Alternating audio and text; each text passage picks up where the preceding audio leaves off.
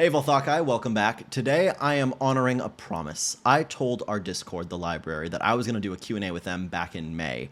We are now over 2 months past that, but we're here today. So let's check out the questions they sent in, and I'm going to answer them. Now, people have sent in multiple questions. We're going to get to all of them, and we're not going to do it in a particular order, so let's get started. By Leaves We Live asked, what's with all the cocaine? Are you okay? Okay, to start, I have to be a little honest. I've been reading your username as By Leaves Weaves this entire time. My brain refused to actually process the letters. I just thought it was something funny and cute. But to answer your question, we do need to give backstory. For those of you who don't necessarily follow me on Instagram, I post to my story relatively frequently asking questions to the community. This can range from, oh, what kind of content do you want to see next, all the way to what should I do this weekend? And without fail, the majority answer every time is cocaine and post your nudes. Now, I'll tell you right here, right now, I am way more likely to post pole than I am to do white people caffeine. That shit scares me. You can burn a hole through your septum doing it. On the one hand, free septum piercing, but on the other, I already struggle to breathe all the time. I have pretty bad allergies. Throwing snow up there isn't gonna help me. But to answer your question, I'm fine. Y'all are freaks. But I love it. The truth is, the temptation is always there to start some form of midnight ballet work. But I don't trust y'all, because I have not seen nearly enough money being offered for my nudes for me to believe that you want to see it that badly. Simultaneously, I'll tell you right now, it's average. It's completely normal. Like, people who are going, oh, he's packing schmeat. No, he's packing a normal amount of product. Once I have abs, I'll absolutely be posting more in my underwear, so you can let me know your thoughts, but until then, be patient. All right, let's get on to the next one. Kay asked me, what kind of studies did you do and how did it go? I did my Bachelor of Science degree in biomedical engineering, where I passed with flying averages, but I really enjoyed it, and from there I went into a neuroscience lab. Now, the overarching goal of this lab was neural network analysis in regards to spinal cord injury, which is just a fancy way of saying they were trying to map neural activity to the physical movement it was supposed to trigger. What does that mean? Long term, the goal was a cranial implant that could monitor neural activity, and if it detects, say, the desire to move your left leg, the activity for that, it could then transmit to another receiver below the site of a spinal cord injury to stimulate and trigger that movement. Full disclosure, I was in a more managerial position in this lab. I handled post-operative animal care, I helped hire and train new animal caretakers, I dealt with some finances, and I kept the lab tidy. I wasn't doing the surgeries. I enjoyed it, quite frankly, but I also learned that rats are adorable. It really sucks when you have to put them down. A rat guillotine is a thing, and I cut my finger open on a cryotome. Completely healed, I might now have a prion disease. From there, I worked in a hematology lab with a focus on EHT, which, I always bite my tongue trying to say this, is endothelial to hematopoietic transition. Now, EHT is an embryonic process. It happens as you develop in the uterus, where endothelial cells, adult cells that line blood vessels, actually revert to a stem cell state and become blood stem cells. You can see all the cells that can become here.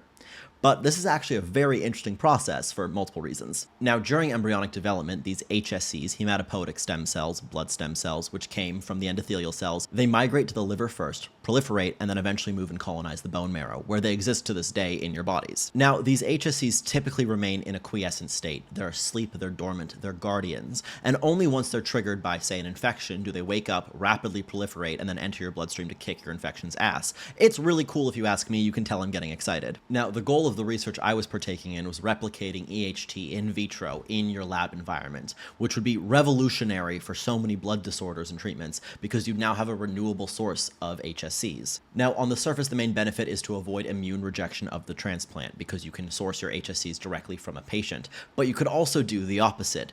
Normally, this rejection is a bad thing. It's called GVHD, graft versus host disease. The body goes, who the fuck are you, and tries to kill the cells. But you can also try to trigger it so the transplant hates the tumor or cancer cells that you're targeting, called GVT, graft versus tumor. At the end of the day, though, academia wasn't for me, and while I do love this research and try to keep up as best as I can, you much prefer me on your screen than taking a bone marrow sample. All right, Ericura asked, if your adoring fans see you in the wild, should we say hi or pretend we don't recognize you? Before we get into that, I have to admit I'm Ari's number 2 fan, and it's only number 2 because her partner's in the Discord as well. But Ari is our Discord mod. She's the reason why this community is even functioning, despite my best efforts to not know how to use Discord, but I figured some stuff out. So thank you, Ari. Huge shout out there. But to answer your question, come say hi. Actually, Okay, assess the situation at first. If you see me throwing my hands around and I look really flustered and I'm talking to a possibly gay man, that's my father. We're having an argument. You can wait until after that finishes. Otherwise, I love when people say hi. I'm nowhere near at the part where I get completely swarmed. People have always been nice and respectful, so I promise not to pull a Chapel Roan, though I do still agree with a lot of what she said about that. No, you can absolutely come say hi. Do me a favor, though. If you want a photo, ask me for it, because I don't know how I'm gonna respond if I ever offer and someone goes, oh no thanks. I'll burst into flames. Follow up to that, if I do make an only schmans, don't mention it if I'm with family. You know, hi, I love your content, not hi, I really like your cock. I trust you and everyone to have like the social skills for that. Dr. Wingleader Mosquito is up next, and actual PhD, by the way. She's kept us apprised of her dissertation. She asked, is Alexander your middle name or your surname? Ha, foreigner. I have been genuinely super curious since I started following you. And then how much of the lore we've built for ourselves are you actually aware of? Alexander is my middle name. I'm named after my grandfather. I tend to keep my middle name private solely because my sister and my 3 step-siblings are all professionals in startup, tech, dentistry, and psychology, and I don't want my lack of professionalism to suddenly leak into their lives. So yeah, I go by my first and middle name, and in fact, my username, Dalexander, which is how it's supposed to be pronounced. I did not realize it looks like Dale C. Sander, but I understand if you made that mistake. It's a blend of DAC, my initials, and my middle name, Alexander. In terms of lore, I don't know a damn thing. I need to look into that. Obviously, we have the lore on the Crone, which we publish bi-weekly, but the closest I've come to touching this lore is someone asked me if I'd gotten lip fillers on TikTok. I did not know that was a rumor going around. I don't think these look paid for, but I'll take it as a compliment.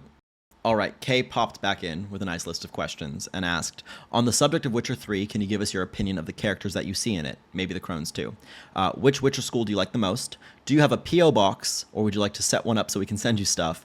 Favorite cake, and what kind of rituals would you most like to see in your own coven? We're going to go down the list. I fucking love The Witcher 3 because I love the concept of being able to go out into the world with 2 swords and a bit of magic, and you can just handle yourself. You can handle anything that comes your way. I like that kind of storytelling.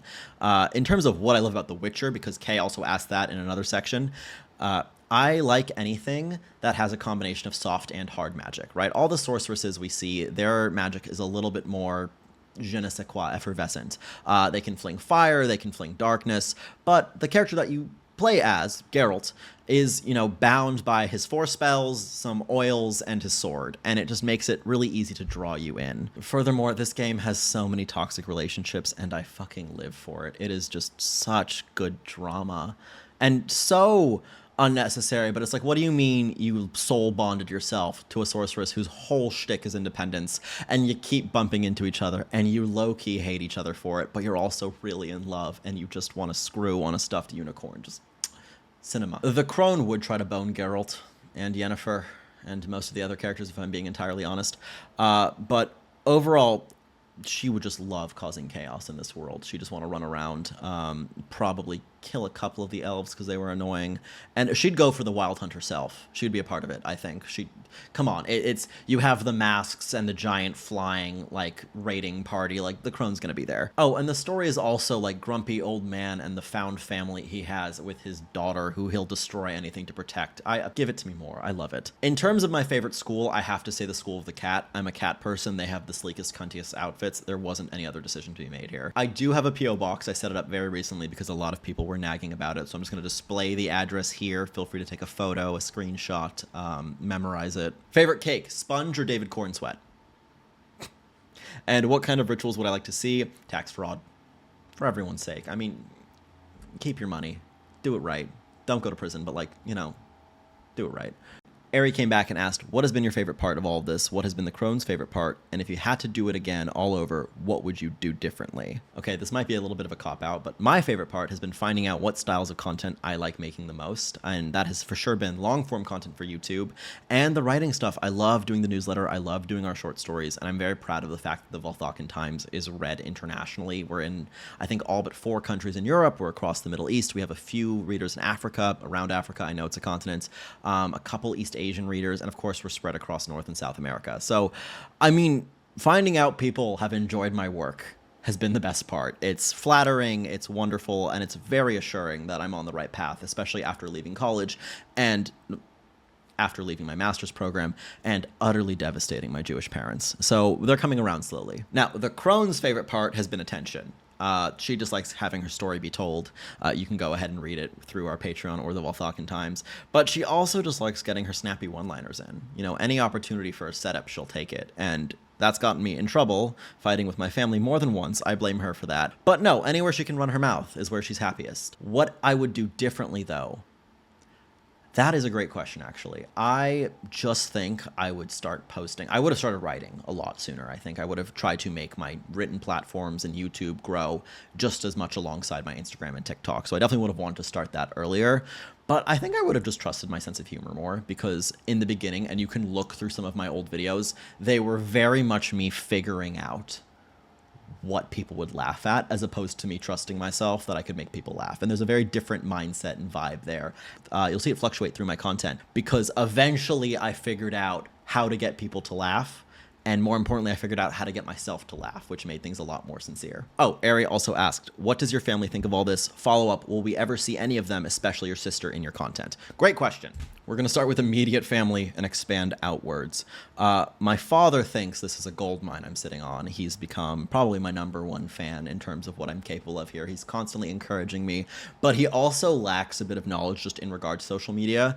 So he's like, why don't you partner with this person? And I'm like, they do makeup content, and I've never touched a makeup brush in my life. Like, he's very much a businessman about this, which is something I appreciate. And this is obviously a business, but it's not entirely a business. So there's a bit of stuff that we butt heads on. My sister's the same way. Girly pop is looking for just complete world domination through what she does. And so she's wondering why I'm not going mad with power too. I'd like to, but you know, we got to build the power up first. Mom is just very sweet and very clueless about what I do. She isn't good with technology. She's kind of convinced the internet is full of serial killing traffickers, and she's convinced someone's going to come and get me. And I have to just keep reassuring her that the Discord is full of like 20-somethings and moms and mom 20-somethings, because we're all chill. Now, in terms of my sister being in my content, she actually hates social media. She doesn't have any of it. No Instagram, no TikTok. I think she has LinkedIn, and that's about it. And she uses it as social media. It's a little scary. But my sister has been in exactly one TikTok video and one Instagram story of mine. My father has been in one TikTok alongside my sister. And I think that's all you're going to get. I really want to respect her privacy. Like I said, her and the rest of my step-siblings are all in professional settings, and I don't want them to risk that by being a part of it. My sister's very supportive and simultaneously completely unimpressed. So I can't guilt her or convince her to do anything she doesn't want to do. And for now, that means she's not going to be in my TikToks or my YouTubes, and so be it. It's fine. Well, trust me, you guys will be updated on her life, mostly through me complaining about her. Now, we have another from By Leaves We Live, who asked, what did you hope/expect from creating a Discord? And have the results met those expectations, or surprised/terrified you? And the answer is yes. I might get a little misty here, but the truth is you guys have blown me away. You know, we have over 150 members of our Discord, all wonderfully moderated by Ari. Thank you again. And we're just a good community. I've spoken about y'all with my therapist of just like the acceptance and joy that we have. This Discord is active all hours of the day. We have channels ranging from fan art to virality to Pokemon Go to food and drink to just people sharing their lives. We have moms updating us on their kids. We have people who are sick getting advice for what to do when you're sick. It's me, I was the sick one. We have people who are traveling, and just, you know, it's a nice slice of life that I get to see all the time. And I love that people wanted to come together and share that with, you know, what are essentially strangers, and how we're a little less strange from each other now. I never imagined a community centered on my content and my comedy and my writing would grow to this degree, and I never imagined people would find such value in it, and consequently, I didn't expect to find such value in the community. This is something I really treasure. People just are lovely here, and it's strangers. You know, we do have an international spread. I know we have a couple Swedish people here. I know we have a couple French people, and of course, tons of Americans, Canadians, and it's just lovely to see the way that people can come together over me, essentially. It's insane, but just over a mutual love for the stuff that we all love, and bond there, and it's beyond special to me. But yeah, to reiterate, this is terrifying. The internet is scary. It's a clusterfuck of like the worst humanity has to offer, and I managed to find a diamond in the rough here, and I just truly adore it. All right, Ari has the last 2 questions here. She asked, are you recognized internationally yet? And the answer to that is maybe. What I'm throwing up here right now is a map for anyone who's opened an email from the Valthakan Times in the past year. Anything with a little bit of blue is a reader, and you can see we span across Asia, we got some of the Middle East, Europe, obviously North America and South America, and yeah, anywhere I could go, I could theoretically be recognized. Funnily enough, every time I've traveled outside of Los Angeles, someone knows who I am, but the moment I go to visit my family, I'm nobody, and it's really funny. I've been recognized in Louisville, Kentucky. I've been recognized in Atlanta, Georgia. I've been recognized here in Vancouver. I'll have to let you know. I'm going to Italy in about a month and a half, and we'll see if someone knows who I am. Final question, and it's a follow-up to the P.O. Box, so I'm going to put the address here again. Now that you have a P.O. Box and can receive fan mail, will we get Crone Mail YouTube vids? That is a great idea so long as no one sends me anthrax. I'm down. Do me a favor, if you are sending anything, just email me at contact@dalexander.com to let me know. My P.O. Box does not inform me if mail arrives. I check it frequently, but sometimes I might miss it. Hit me up and let me know. Also, I really want to give credit to Ari. She softball pitches me ways to self-advertise shamelessly all the time, like she's an agent. So, round of applause for her. Thank you so much for joining us today, guys. I hope you had a great time answering these questions with me. If you want to join the library Discord, check out our Patreon for instructions on how to do that and to support our community. Also, keep in mind you can join for free, and the first chapter for The Wanderings of the Crone, the Ark's Journey work in progress, our deep dives, and our audiobooks are all available to people who just follow the page. Also, be sure to subscribe to the Valthakan Times. There's currently a bet I have with our followers where I will do a boudoir photo shoot once we hit 30,000 subscribers. It's completely free. You get access to some book recommendations, our advice column, some funny little analysis, and all the stuff you know and love from my writing. If you enjoyed today, be sure to like and subscribe, and of course, check out our website, dalexander.com, or our link tree for updates on what we're up to next. I'll see you next time, guys.